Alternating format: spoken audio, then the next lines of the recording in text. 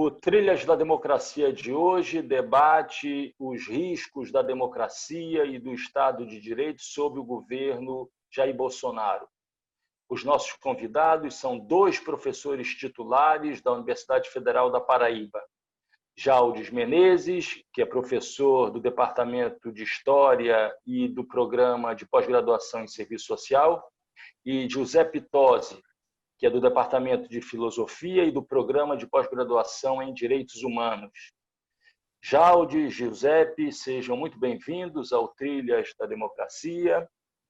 Giuseppe, eu começaria te perguntando se hoje a sociedade brasileira, o Estado brasileiro, o Estado de Direito democrático brasileiro permanecem em risco sob o governo Bolsonaro.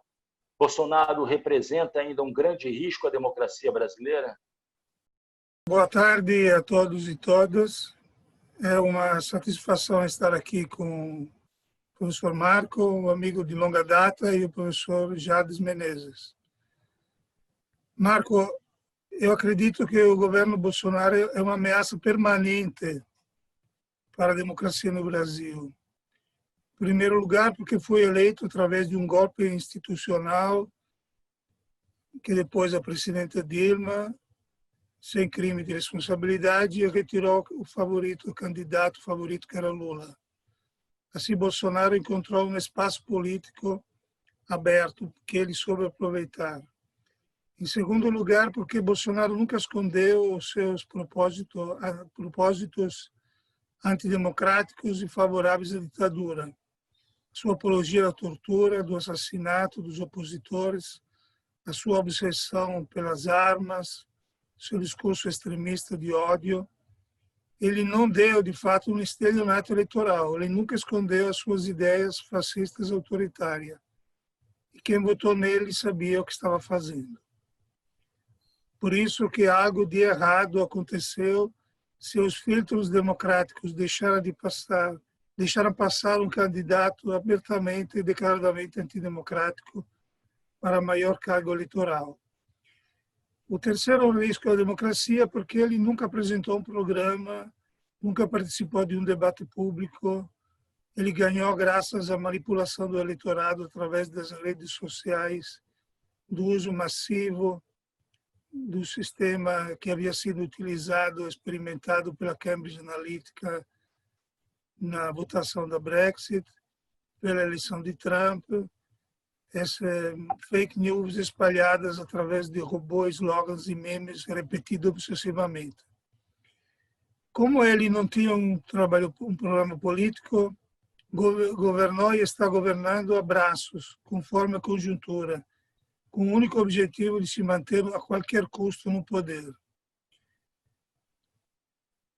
Ele não apresentou um programa, mas desde a sua eleição lançou uma guerra cultural, esse é o termo, né? Um desafio ideológico contra o comunismo e tudo que não corresponde à sua ideia de tradição, de Deus, de pátria, de família, de propriedade. Uma guerra cultural contra a esquerda, para combater a ideologia de gênero, o marxismo cultural, o gramscismo, a pedagogia de Paulo Freire e o comunismo, que significa mil coisas. E, para concluir essa parte, guerra se pressupõe o inimigo. Na guerra, o inimigo deve ser aniquilado. Não é um adversário que deve ser respeitado que amanhã pode assumir o governo. A lição principal de Karl Popper e do liberalismo político de Bobbio é justamente de romper com a lógica schmittiana, amigo-inimigo, introduzir uma dialética democrática que administra os conflitos com a violência legítima do Estado e sem derramamento de sangue. Para começar a conversa, esses me parecem os motivos principais para os quais Bolsonaro representa uma ameaça à democracia. Jaldes, se encontram espalhados por vários locais do Nordeste, não apenas do Nordeste, mas ultimamente pelo Nordeste, vários outdoors, e muitos deles fazem a referência a um dos elementos que Tosi acabou de enumerar, que é o anticomunismo. Não lhe causa impressão o fato de, no ano de 2020, na verdade, desde 2018, a retórica anticomunista ter sido recuperada com tamanha força no Brasil, sabendo que, evidentemente, essa retórica foi utilizada por Trump, há muito tempo vem sendo utilizada por Berlusconi na Itália, mas na realidade brasileira não lhe causa impressão o uso exagerado dessa retórica anticomunista entre nós? E qual é a capacidade dessa retórica realmente formar, fomentar, multiplicar o seu eleitorado? Antes de qualquer coisa, é um prazer estar com você, Marco, e com meu colega do UFPB, José Tosi. Olha, a retórica comunista é algo permanente na história brasileira. Lembremos da doutrina de segurança nacional, que foi fundamental na agregação dos militares em 64, aquela ideia do inimigo interno. Tosi fez a menção, meio en passant, a Carl Schmitt, da lógica amigo-inimigo. Esse elemento eu acho que é importante do governo Bolsonaro. Não é? Porque, mesmo que não exista no Brasil de hoje, há comunistas no Brasil, né? Um movimento comunista de massas denso, como foi, por exemplo, até os anos 70, vocês que conhecem bem a Itália, do Partido Comunista Italiano, essa sombra tem um elemento agregador, porque no Brasil, né, as classes médias, os setores religiosos que cresceram no Brasil, eles precisam disso. Né? E Bolsonaro foi muito hábil em ativar esses preconceitos. Eu estava vendo essa semana os discursos tanto de Trump quanto Bolsonaro na ONU, e as respostas de lideranças como Xi Jinping, né, da China, e Putin, que não é comunista, não é? Mas da Rússia, que eles dizem como comunista, uma coisa me chamou muita atenção. O absoluto desprezo por qualquer formalidade de estadista da parte de Trump e Bolsonaro. Não é? Trump disse que existe um vírus comunista, um vírus chinês. E, por outro lado, você vê o discurso de Xi Jinping, ele colocou que não quer guerra fria nem de guerra quente. O que eu acho que foi um viés, uma tática muito hábil para meio fazer uma diferenciação entre a política trumpista e a política chinesa. Eu não queria muito entrar nesse tema, mas sobre a China tem um detalhe importante. A gente conhece as experiências da União Soviética, né, do leste europeu. Eu diria o seguinte, né? Por exemplo, George Kennan, né, das políticas de contenção do pós-Guerra Fria, que pensou o seguinte: ele dizia que a estratégia do Stalin era uma estratégia defensiva, ele não tinha uma visão de império mundial. Ele queria pegar ali os países bálticos, pegar a Polônia, pegar a Tchecoslováquia, meio que fazer um cordão sanitário, né, protegendo a Europa Ocidental e a Europa Oriental para o fôlego do Império Russo. Mas o fato é o seguinte, quer dizer, bem ou mal, a União Soviética tinha pensado no leste europeu, mas meio que se expandiu, né? E a China, eu acho que esse detalhe é importante, a China não exporta modelos. Né? Lá tem a liderança do Partido Comunista, certamente tem alguma ligação, é tão polêmico, né, o que é a formação social chinesa, não é o nosso debate aqui, mas o fato é o seguinte, na arena internacional, eles meio que querem fazer negócios, seja com qualquer país, qualquer ideologia, essa coisa toda. E no caso do Trump, né, isso vai marcar as futuras gerações. Se ele ganhar principalmente a eleição americana, ele está querendo fazer uma santa cruzada, o que se coaduna com o discurso do Bolsonaro. Voltando ao Brasil, e sendo agora bastante breve, eu queria colocar duas coisas sobre Bolsonaro e bolsonarismo, que aí são novidades no Brasil. Primeiro, o Bolsonaro, em torno dele, e a eleição 18 foi muito importante nesse sentido, o Tosi fez menção às fake news, aquelas coisas todas, mas o fato é o seguinte, foi criado no Brasil um movimento neofascista de massas, de larga dimensão histórica, certamente em função do Brasil ser hoje um país muito mais importante do que na década de 30, até do que o integralismo. Segundo, muito importante, pela primeira vez na história brasileira, quer dizer, nós tivemos uma história de golpes e tudo mais, mas um presidente de ultradireita ganhou a eleição presidencial. Ou seja, a legitimidade do Bolsonaro vem da eleição de presidente da República. Por isso, digamos assim, que ele tem mais uma manobra de espaço para implementar um projeto. E eu encerro aqui para a reflexão sua, Tosi, mais duas coisas que eu acho que são fundamentais. A primeira é a seguinte, né? É que realmente a pandemia, digamos assim, foi importante para, eu acho, marcar um segundo momento do governo Bolsonaro, diferente do que aconteceu em 2019 e mesmo no começo de 2020. Não é? O que é que significa? Primeiro, a partir do benefício assistencial, uma certa tentativa, que começou às cegas, mas hoje está muito bem pensada, de se aproximar de setores mais empobrecidos da população. A gente sabe que está dando confusão aí na área econômica e tudo mais, mas eu acho que esse objetivo continua. O segundo, quando começou o governo Bolsonaro, havia uma ideia, que eu nunca comprei essa ideia, que era dos três setores se degladiando dentro do governo. Algumas pessoas diziam que era o setor ideológico, em torno principalmente da figura ridícula do Olavo de Carvalho, o setor militar, né, e o setor neoliberal. O fato é o seguinte, Tosi, eu vou encerrar com isso, e Marco.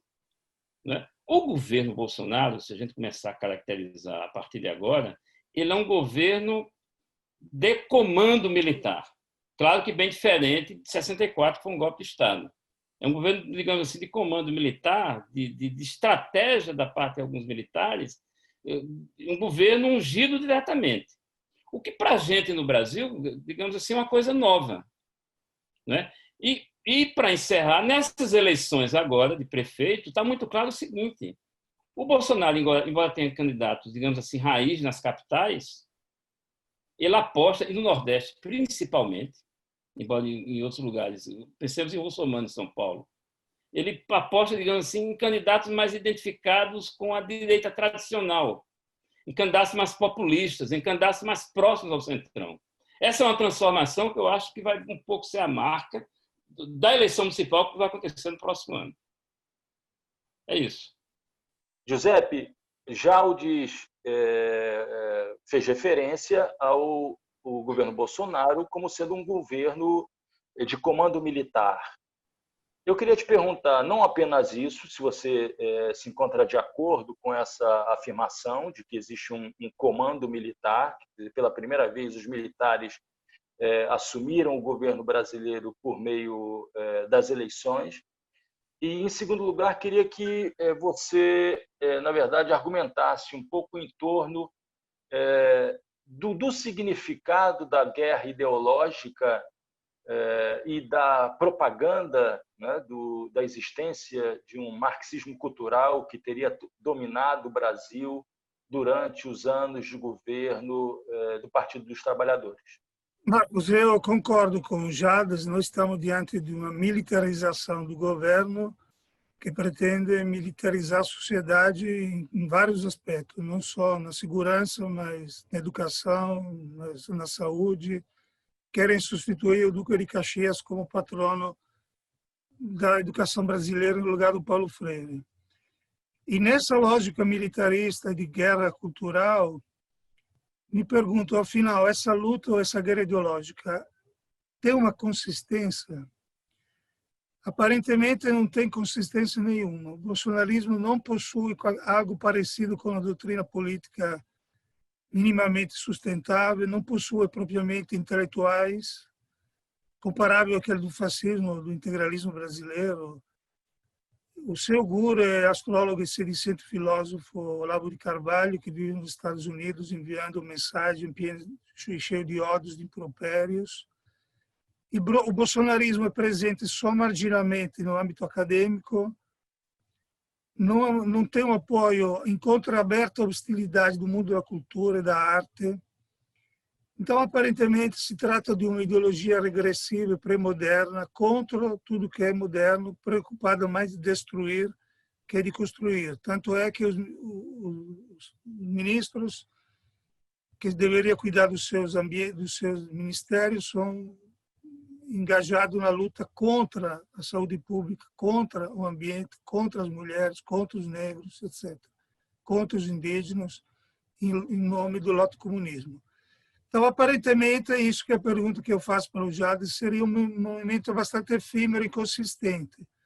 Por outro lado, se usamos categorias gramscianas, podemos imaginar que pensar que o bolsonarismo possui, sim, uma ideologia tosca, mas possui, tem intelectuais em sentido amplo, pobres teoricamente, mas muito agressivo, compensa a sua pobreza teórica com agressividade, tem um referente político que não é propriamente um partido, não é um líder, um mito, o capo, tem uma visão de mundo, uma agenda conservadora na moral e nos costumes, que tem uma certa penetração, defende interesse corporativo e, de fato, lançou um desafio à esquerda de disputar a hegemonia ideológica com as forças progressistas, através do uso muito competente das novas tecnologias, todos os elementos que eu me sinto de dizer que estão criando um certo bloco histórico, em que os intelectuais exercitam a função da hegemonia do consenso. E, para concluir, usando as categorias de Gramsci, na política, no exercício do poder, o que conta é a capacidade de um sujeito político de promover, ao mesmo tempo, consenso e dominação, consensualidade e violência. Esse me parece o aspecto mais perigoso do bolsonarismo, que controla as forças legítimas do Estado através das Forças Armadas, da polícia, mas conta também com o apoio dos grupos paramilitares armados, com as milícias. E conseguiu até agora manter um núcleo de apoio ideológico bastante forte, que lhe garante o consenso através do uso sem escrúpulos das redes sociais inteiramente ideológicas. Por isso que, apesar da sua inconsistência teórica, ele pode ter uma vida mais longa do que imaginamos. Bom, Jaldir, Tosi fez uma pergunta a você, mas eu gostaria de complementar essa pergunta dizendo o seguinte: essa declaração de guerra, né, do bolsonarismo contra as esquerdas de maneira geral não representa, com base nisso que Giuseppe acabou de descrever, não representa em termos gramscianos uma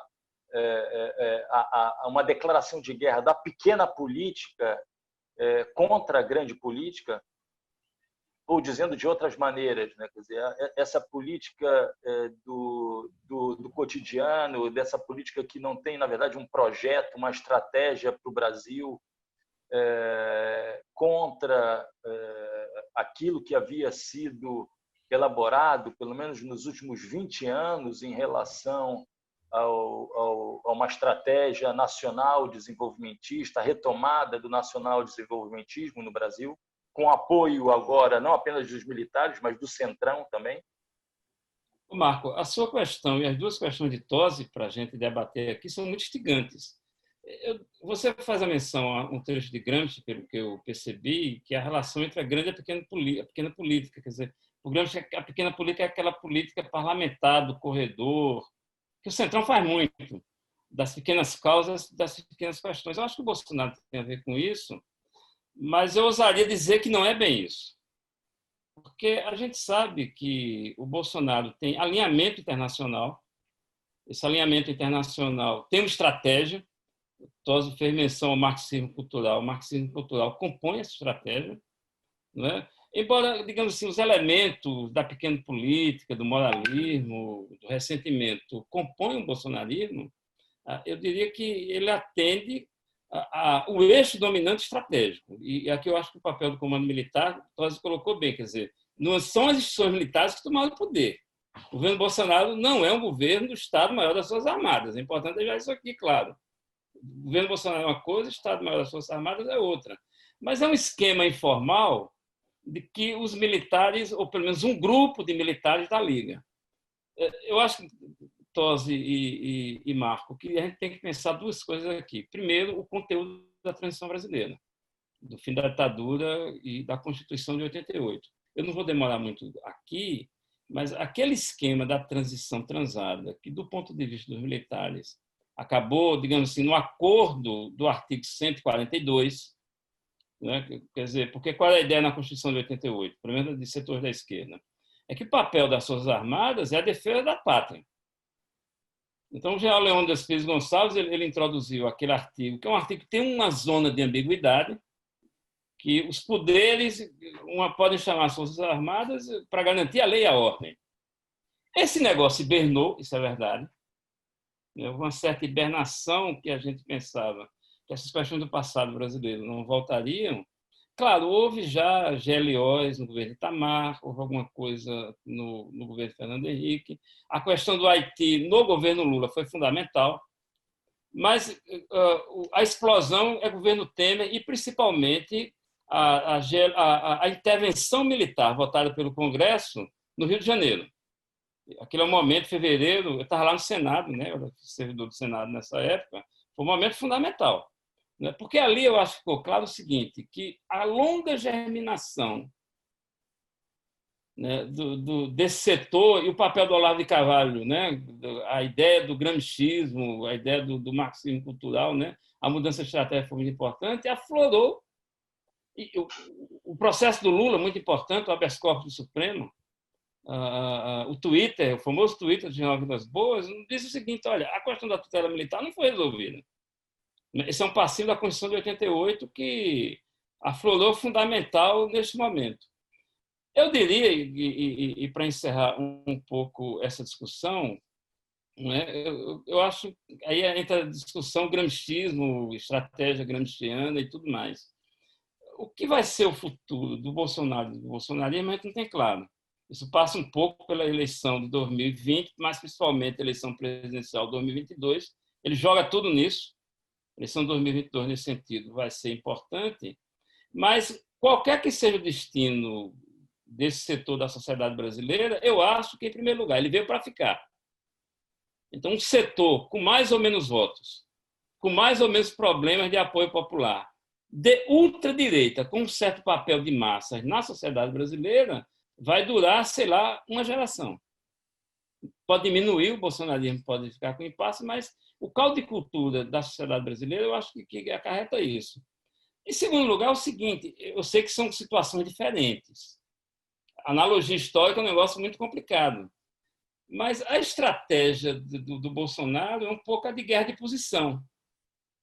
Como foi, eu acho que não é forçação de barra, a do Mussolini entre 22 e 26. Né, entre a marcha sobre Roma e o novo momento do regime fascista na Itália. Como foi esse negócio é muito interessante, o Hitler entre 23 e 29. Né, um lento processo de acumulação de forças.